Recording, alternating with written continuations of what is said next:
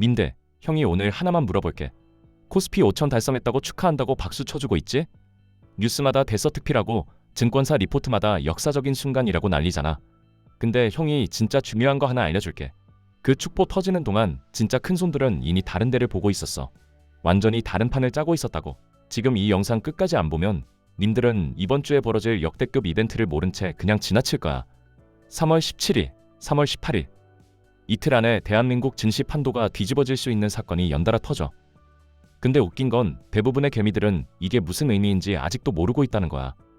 형이 오늘 이걸 처음부터 끝까지 씹어서 먹여줄 테니까 진짜 돈 벌고 싶으면 딱 20분만 집중해봐. 이 20분이 님들의 포트폴리오를 완전히 바꿔놓을 수 있어. 자, 결론부터 말할게. 코스피 5천 시대는 이제 도달했어.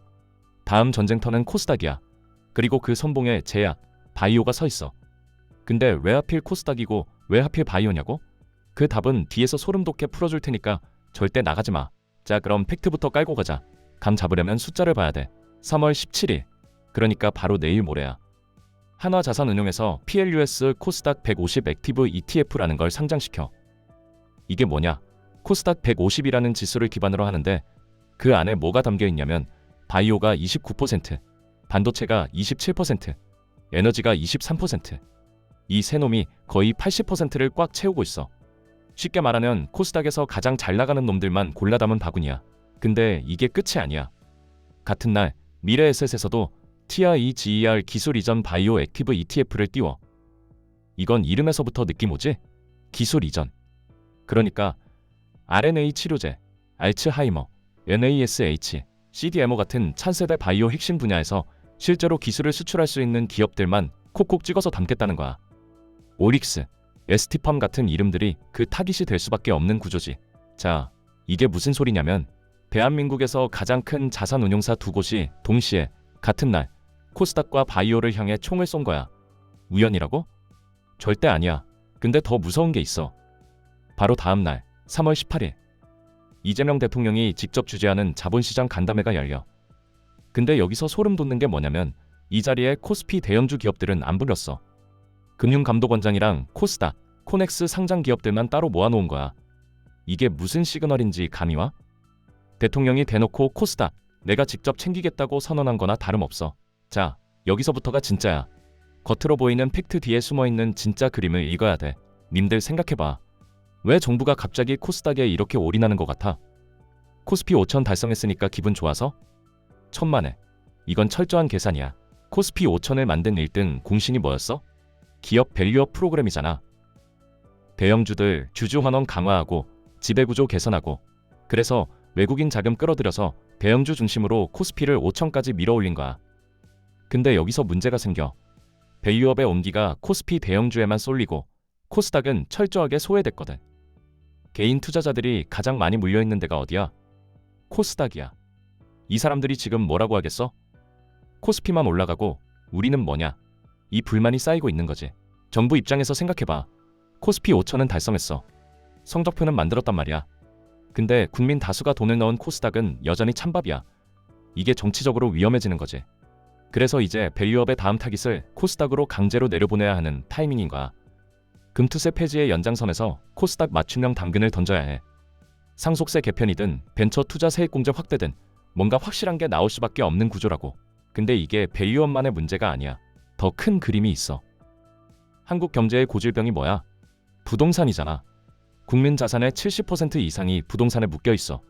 이 돈이 돌지 않으니 벤처도 안 크고 스타트업도 안 크고 혁신도 안 일어나는 거야.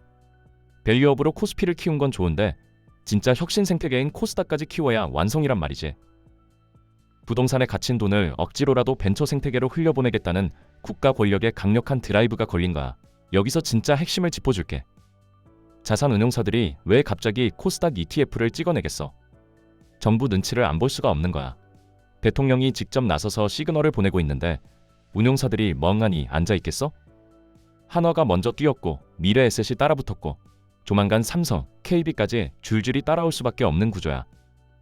ETF라는 바구니에 돈이 들어오면 그 안에 담긴 종목들은 실적이고 뭐고 상관없이 기계적으로 매수세가 들어와. 이건 수급의 문제지. 펀더멘털의 문제가 아니란 말이지. 아, 그리고 하나 더. 투자의 거인들이 뭐라 했는지 생각해봐. 돈 더하기 신미는 추세가 된다. 지금 돈이 들어오고 있어. 근데 신미는? 대부분의 개미들이 아직 겁을 먹고 있어. 매크로 불확실하다. 코스닥은 작전주 아니냐 이러면서.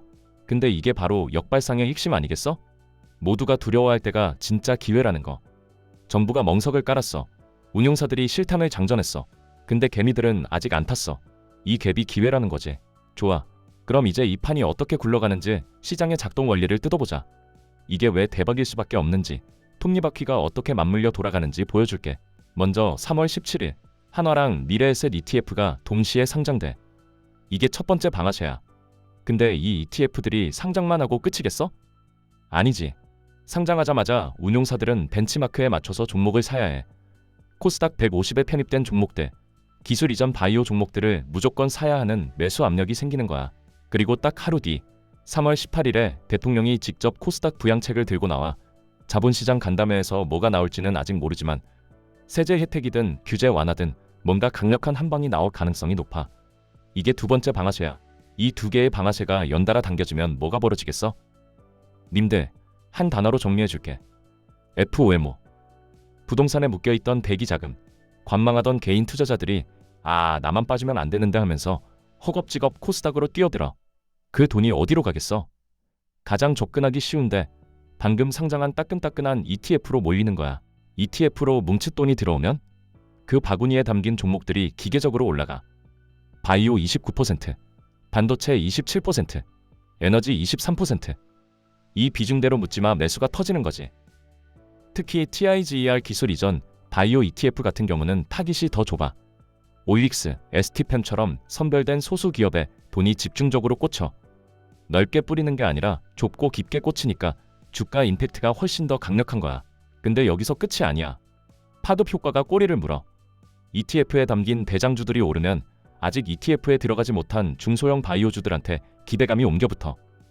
다음 코스닥 150 정기 변경 때 이 종목이 들어가지 않을까 하는 편입 기대감. 이게 오름 테라피틱, G2G 바이오, 로킷 헬스케어, 프로티나 같은 놈들이야. 체급이 가벼우니까 수급이 조금만 쏠려도 주가가 로켓처럼 튀어오를 수 있어. 대장이 가면 선봉장이 더 크게 가는 거. 이건 시장의 철칙이야. 그리고 이 불길은 바이오에서 끝나지 않아. 코스닥 150의 구성을 다시 봐봐. 반도체 27%, 에너지 23%. 바이오가 불붙으면 같은 바구니에 담긴 반도체, 에너지 섹터까지 동반 수혜를 받는 구조야. 이게 연쇄 반응이라는 거지. 자, 이제 가장 중요한 시간이야. 그래서 뭘 사야 하냐? 형이 큰 그림부터 좁혀 들어갈게. 먼저 글로벌 트렌드부터 읽자. 미국에서는 모더나가 mRNA 기술로 판을 뒤집었고, 일라이릴리가 비만 NASH 치료제로 시가총액 1조 달러를 찍었고, 알츠하이머 치료제 시장이 본격적으로 열리고 있어. 글로벌 빅파마들이 천문학적인 돈을 쏟아붓고 있는 이 거대한 파도가 있단 말이야. 근데 이 파도가 태평양 건너서 한국 바이오에도 옮겨붙는 거야. 글로벌 제약사들이 한국 바이오텍한테 기술 이전 계약을 맺고 싶어하는 이유가 바로 이거야. 기술력은 있는데 밸류에이션이 미국보다 훨씬 싸니까. 이 흐름 위에 한국 정부의 코스닥 부양책이 올라탄 거야. 글로벌 바이오 슈퍼사이클 플러스 국내 정책 드라이브. 이 두 개가 겹치는 교차점에 있는 종목이 진짜 수혜주라는 거지. 자, 그럼 구체적으로 가자. 첫 번째, 가장 확실한 수혜 타깃. KODEX 코스닥 150 레버리지 ETF. 이건 뭐 설명이 필요 없어. 코스닥 150 지수가 오르면 2배로 먹는 구조야. 정부가 코스닥을 밀겠다고 선언했고 운용사들이 ETF를 찍어내고 있고 대통령이 직접 간담회를 여는데 코스닥 150 지수가 안 갈 수가 있겠어? 내일 월요일 매크로 핑계로 지수가 조정받는 순간이 오면 그게 절호의 진입점이야. 두 번째, 올릭스. RNA 기반 치료제 기술 이전의 대장이야. 미국에 모더나가 있다면 한국엔 올릭스가 있어. TIGER 기술 이전 바이오 ETF가 이 기업을 콕 찍어서 담겠다고 나선 거야. ETF 수급이라는 든든한 뒷배까지 생기는데 이건 단순 기대감 수준이 아니야. 구조적으로 돈이 들어올 수밖에 없는 자리에 선 거지. 세 번째, ST팜. CDMO. 그러니까 의약품 위탁 생산의 절대 강자야. 미국의 삼성 바이오로직스라는 CDMO 거인이 코스피에 있다면 코스닥에서 그 역할을 하는 게 ST팜이야. 바이오 업종 전체가 커지면 약을 만들어주는 곳도 같이 커지는 거 아니겠어? 삽을 파는 사람이 골드러시에서 돈을 번 것처럼 ST팜은 바이오 분해 곡괭이 역할을 해. 이것도 TIGER ETF의 핵심 타깃이고. 자, 여기까지가 대장급 ETF 수혜주야. 근데 형이 진짜 알파 수익을 노리는 사람들한테 하나 더 챙겨줄 게 있어. 선봉장들이야. 오름 테라퓨틱, G2G 바이오, 로킷 헬스케어, 프로티나. 이놈들은 아직 시세가 본격적으로 분출되지 않았어. 코스닥 150 편입 기대감과 액티브 ETF 편입 후보라는 타이틀을 달고 있는데 체급이 작으니까 수급이 조금만 들어와도 변동성이 폭발적이야. 대장이 불을 붙이면 이 선봉장들이 가장 빠르게 불타오르는 구간이 온다는 걸 기억해둬. 아직 바닥을 다지고 있는 놈을 골라서 내일 월요일에 길목에 내복하는 거야. 자, 형이 여기까지 엄청 화끈하게 풀어줬는데 이제 찬물도 좀 끼얹어야 돼. 리스크를 모르면 그건 투자가 아니라 도박이야. 첫 번째 복병. 3월 18일 간담회가 빈수레일 수 있어.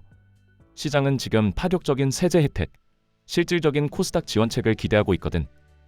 근데 만약 간담회에서 원론적인 얘기, 그러니까 코스닥 활성화를 위해 노력하겠습니다 수준의 립서비스로 끝나버리면 그 순간 소문을 사서 뉴스에 판다는 격언대로 거대한 실망 매물이 쏟아질 수 있어. 이건 진짜 조심해야 돼. 두 번째 복병. 바이오 특유의 지뢰밭이야. 아무리 수급이 좋고 정책 바람이 불어도 개별 종목의 인상 실패나 기술 이전 지연은 예고 없이 터져. 오일릭스든 ST팜이든 파이프라인 하나가 꼬이면 하루아침에 20-30% 빠질 수 있는 게 바이오야. 이건 ETF 수급으로도 막아주지 못해. 세 번째, 매크로 리스크. 미국 금리, 환율, 글로벌 경기 둔화. 이런 거시적 변수들이 갑자기 튀어나오면 코스닥 같은 성장주 중심 시장은 직격탄을 맞을 수 있어. 코스피보다 체급이 작으니까 빠질 때 더 빠르게 빠져. 그래서 형이 말해주는 해지 전략이 있어. 코스닥에 공격적으로 포지션을 잡되 코스피 5000 시대를 바치고 있는 든든한 배당주나 가치주 비중을 일정 부분 남겨둬. 공격 부대를 보내면서 본진도 지키는 거야. 이게 살아남는 투자의 기본이야. 마지막으로 형이 딱 정리해줄게. 코스피 5000의 축포는 끝났어. 근데 진짜 돈의 흐름은 이제 시작이야. 대통령이 직접 나서서 멍석을 깔았고 대한민국 최대 자산운용사 두 곳이 코스닥과 바이오라는 목적지를 향해 ETF 실탄을 장전했어. 이 정도 시그널이면 더 이상 고민할 게 뭐가 있어. 매크로의 비바람이 몰아칠 때 황제가 펼친 거대한 우산 밑으로 뛰어들어. 그 우산의 이름이 코스닥이고 바이오야. 지금이 그 길목이야. 형 말 믿고 따라와. 조정 올 때마다 담아. 지금이 기회야. 님들, 이 영상이 도움됐으면 좋아요 한 번만 눌러줘. 형이 다음에 더 돈 되는 얘기 가지고 올게. 구독 안 한 사람은 지금 바로 눌러. 다음 영상에서 보자.